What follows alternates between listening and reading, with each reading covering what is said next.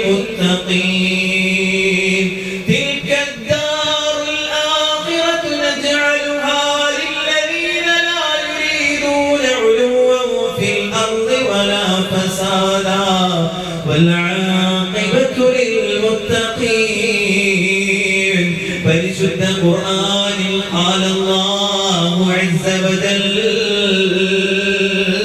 നമ്മളൊക്കെ പോകേണ്ട വീടേതാണെന്നറിയുമോ? ആഖിറമാകുന്ന വീടാണ്, അതേ സ്വർഗമാണ്. അതിനു മുമ്പുള്ള മഹ്ശറാണ്, അതിനു മുമ്പുള്ള ഖബറെന്ന ബർസഖാണ്. ഈ വീടുകളിലേക്കുള്ള സമ്പാദ്യം നമുക്ക് നഷ്ടപ്പെട്ടു പോകും ഉമ്മമാരെ.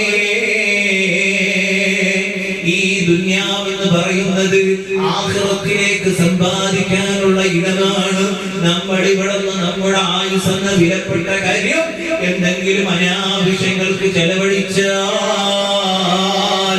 ഹറാമായ കാര്യങ്ങൾക്ക് വിനിയോഗിച്ചാൽ,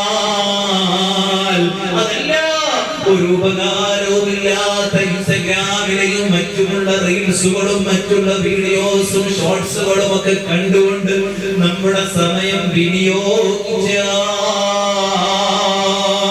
മുത്തഖീങ്ങൾക്ക് തയ്യാറാക്കപ്പെട്ടിട്ടുള്ള ആകാശഭൂമികൾക്ക് അത്രയും വിശാലതയുള്ള നമ്മുടെ വീടാകുന്ന സ്വർഗം, അതല്ലാത്ത ആഖിറമാകുന്ന നമ്മുടെ വീടാകുന്ന നമ്മുടെ ആഖിറം, അതുപോലെ തന്നെ ഖബർ എന്ന് പറയുന്ന നമ്മൾ ചെല്ലേണ്ട നമ്മുടെ ഗേഹം, ആ സ്ഥലങ്ങളിലൊക്കെയും നമുക്ക് വരുമാനമില്ലാതെ വെറും കൈയോടെ കടന്നു ചെല്ലാൻ കഴിയില്ല.